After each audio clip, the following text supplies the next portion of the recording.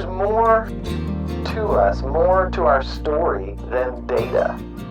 I want to tell you about last summer when I returned to the place that kick-started this whole existential journey almost 10 years ago. I went back to Baker's Tank and finished the southern half of the Continental Divide. And I found something so special out in the desert in New Mexico that I took my family back there this summer. First off, let's talk about the bike I rode. I'm not just talking about any old bike. This was the bike built to dominate the Dakar Rally, the KTM 950. For 10 years, KTM had this Desert King on the drawing board before they finally entered the Dakar Rally in 2002, and it won its first year in the race. And then it was banned. It was just too big for the race officials. They said it was too fast. It would be a death machine in the desert. So the dream of the 950 as a Dakar bike was over. But in 2003, KTM rebadged it as the 950 Adventure and made it available to mere civilians.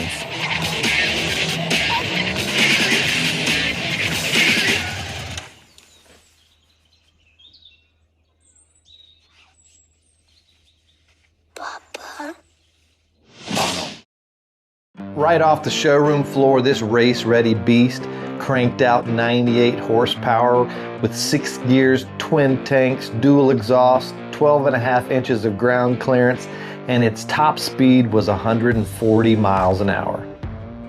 The first time I saw a 950 in real life was at a bike rally in the Yukon Territory. She makes me feel kind of funny, like when we used to climb the rope in gym class. She will be mine. Oh yes, she will be mine. So what made me think a 20-year-old race bike would be the best cross-country adventure rig? It's not fuel injected, there's no gear indicator, there's no tire pressure monitoring system, no traction control, no ABS. It doesn't even have a fuel gauge. But that's the beauty of it all. It's primitive, it's raw, it's just a big dirt bike begging to rip the knobs right off the rear tire. An old guy in town had this finicky old 950 Adventure, and he approached me about trading it for my mild and reliable Suzuki DR650. And after a test ride, I was up for the gamble, but once I got it in the garage, I realized why this previous owner thought it was so unreliable. It had a lot of issues, a lot of little issues that could be big problems on the trail, along with basic stuff like fluids change, tuning, tires, proper off-road luggage. It was already nearing 40,000 miles on it, and I had no idea how difficult it would be to find parts for it. But there was one thing I did know, without a doubt. It was the funnest bike I've ever ridden when it was running. But the Continental Divide was rough and remote, and this bike was not ready for that kind of journey. So I figured I had all winter to get it ready. Ain't shady, baby, I'm hot, like the prodigal son. I don't want to work on it. Big up Battolini, meeny, money, mo, and flower, you're the chosen one. I just want to ride today. Well, your left hand's free, and your right's in grip, with another left hand watches right and slip. Schwartz is gone. One morning I was at a diner in town eating breakfast with my friend Kevin, and he asked me about the bike, and I told him how the bike was in worse shape than I thought, and that there were a lot of known parts that were unreliable, and I'd need to swap all those out. And as he's buttering his bread, he grinned and said, "You know, the analogy really is brilliant." And I thought, what analogy? And he said, dismantling the bike piece by piece, rebuilding it better than it was so you can ride it and return to the place that forced you to do the same with your belief system. He said, the symbolism is just brilliant. And I thought,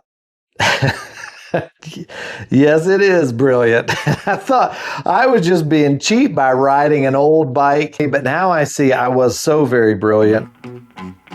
By the time summer rolled around, I had personally, with my own 2 hands, rounded off every bolt on the bike and stripped every other screw. It was finally ready for the Continental Divide.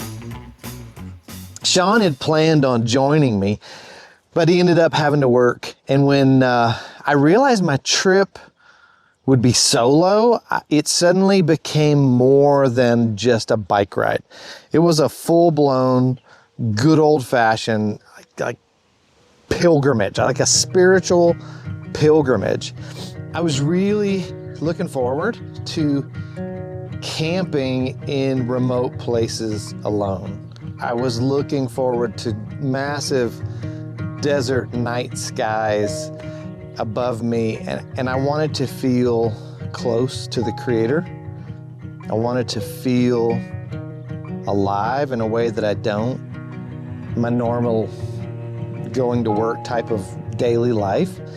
And in the end, I really wanted some clarity, some guidance about the next chapter of my life. The bike was ready to go, and I was ready to go. This is the day before we leave for the Continental Divide. I went and tested the bike out.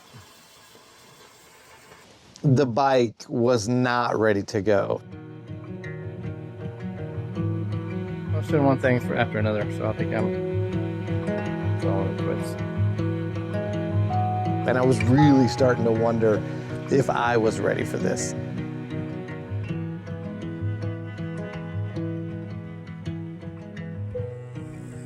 Anyway, I got the bike fixed, and my wife and I drove down to New Mexico, about 100 miles from the border. We stayed there a few days in a little town, had fun.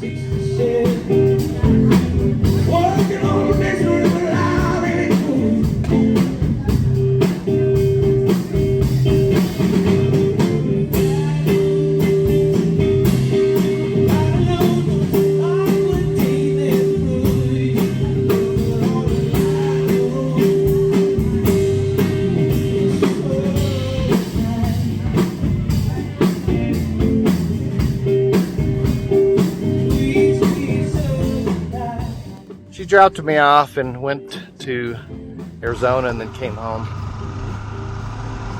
And I finished the Continental Divide from the south going north.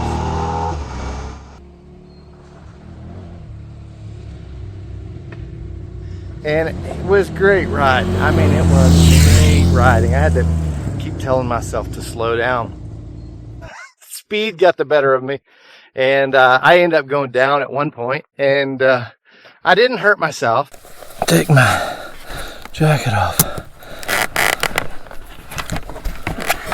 But I was hurting. The wind knocked out of me, and I ended up wondering, do I continue on? Is this stupid to go by myself on a trip like this where you're out in the middle of the desert alone? But I got back on the horse and I finished up the trip. And after 5 days and one really great detour, which I'll tell you about, I finally made it to Baker's Tank. The bike ran perfect, handled everything like a champ. The day that I made it to Baker's Tank was my 50th birthday, and it was really special.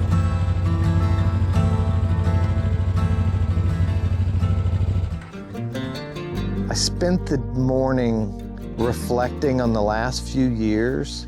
I was thinking about my dad had just passed away. I was thinking about him. My grandmother had just passed away. I was thinking about the brevity of life, my inner transformation of what had happened over the last few years, and who I was, who I'm becoming. I was really overcome with gratitude and thankfulness for my family, for my health, finances, the privileges of being able to take a trip like this, take off work, do some soul searching. That day at the tower was so necessary. But man, the best part of the trip was the 2-day detour off the Continental Divide. So what happened is, after I went down in the desert, I really started second guessing myself. All right, slow down, Toby. Not in a hurry. Was the bike going to make it? Did I have the guts to go another week? And I started looking for a way out of the desert. All right, slow and easy. That was going way too fast.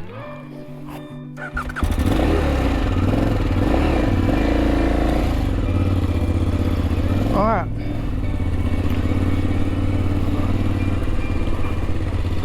All right, stick to safety here. I was in the most remote part of the southern end of the Continental Divide, and there were no alternate routes that went to civilization.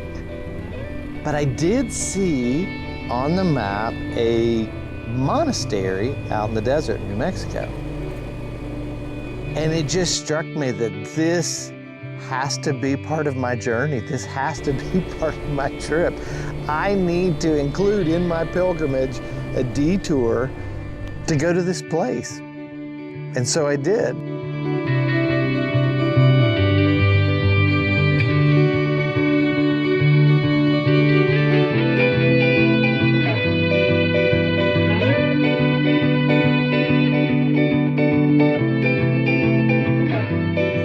And I had such an experience when I came here. And it was definitely a creator, spiritual moment.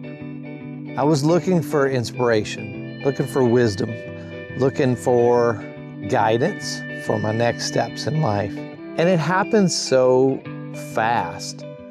Almost immediately when I entered into the cool of the building and sat down, answers were deposited into me. My consciousness or my spirit or my soul just received them. And I was there less than a minute and I got what I came for. But more than wisdom for my next steps in life, I got peace. I could tell my muscles relaxed, my shoulders felt light, my gut unwrenched. My mind became playful again, and I was flat out inspired. And I left, and I rode down this road right over here, and there's a campground right over here, right along this river. My new favorite camp spot. And I don't know if it's because of the shade or if it was the day, the experience. I don't know what it was. I mean, but it was enough to come back. And so I brought my son and my wife, Gus and Ellen, and we have spent the last 7 days tramping around the desert down here. So what do you think about being out here? Sorry.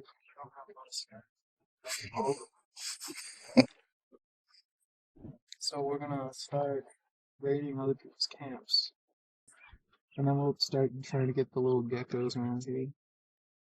So this morning we had a moment down by the river. That's so worth it to come back. It was so worth it to see the look on my son's face, to see his dad knows something about this world, knows something about the Creator, that his dad has had an experience with God himself. On our last day there, Gus and Ellen and I went down the road to the monastery. I was hoping that lightning would strike twice in the same place for the same person, and it did, but not in the way I was expecting.